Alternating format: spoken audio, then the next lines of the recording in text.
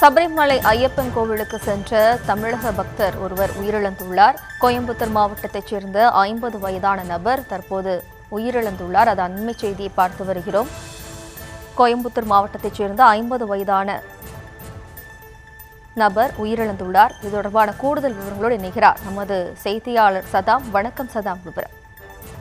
வணக்கம். அதாவது சபரிமலைக்கு சாமி தரிசனம் செய்வதற்காக வந்திருந்த கோயம்புத்தூரை சேர்ந்த 50 வயதான ஐயப்ப பக்தர் முரளி என்பவர் தற்போது மாரடைப்பு ஏற்பட்டு உயிரிழந்துள்ளார். இதுவரை 9 பேர் மாரடைப்பு உள்ளிட்ட காரணங்களால் உயிரிழந்துள்ளதாக காவல்துறை, அங்குள்ள சபரிமலை காவல்துறை சார்பில் தற்போது தகவல் வெளியாகியுள்ளது. சபரிமலை மகரவிளக்கு மண்டல கால பூஜைக்காக நடை திறக்கப்பட்டுள்ளது. தினந்தோறும் லட்சக்கணக்கான பக்தர்கள் சாமி தரிசனம் செய்வதற்காக பல மாநிலங்களிலிருந்து இருமுடி கட்டி இங்கு சாமி தரிசனம் செய்வதற்காக வருகின்றனர். நாளுக்கு நாள் பக்தர்கள் கூட்டம் அதிக அளவில் காணப்பட்டு வருகிறது. இந்த நிலையில் இன்று கோயம்புத்தூர் மாவட்டத்தை சேர்ந்த 50 வயதான ஐயப்ப பக்தர் முரளி என்பவர் சாமி தரிசனம் செய்வதற்காக சபரிமலை சன்னிதானம் வந்தபோது திடீரென மயங்கி விழுந்தார். அவரை உடனடியாக மருத்துவமனைக்கு கொண்டு சென்றனர்.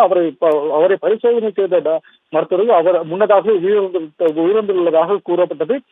இருப்பினும் மருத்துவர்கள் அவர் உடலை பரிசோதனை செய்த போது மாரடைப்பு ஏற்பட்டு உயிரிழந்ததாக கூறப்படுகிறது. இன்று வரை 9 பேர் மாரடைப்பு உள்ளிட்ட காரணங்களால் உயிரிழந்துள்ளனர் குறிப்பிடத்தக்கது. அதே போல வரும் பக்தர்களுக்கு உடல் ரீதியாக ஏதேனும் பாதிப்பு ஏற்பட்டால் உடனடியாக அருகே அமைக்கப்பட்டிருக்கும் மருத்துவ குழுவினர் அணுகலாம் எனவும் முன்னதாக தெரிவிக்கப்பட்டுள்ளது.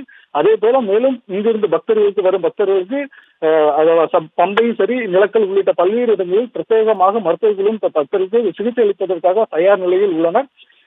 இதுவரை 9 பேர் உயிரிழந்த சம்பவம் பெரும் சோகத்தை ஏற்படுத்தியுள்ளது. விவரங்களுக்கு நன்றி சதா.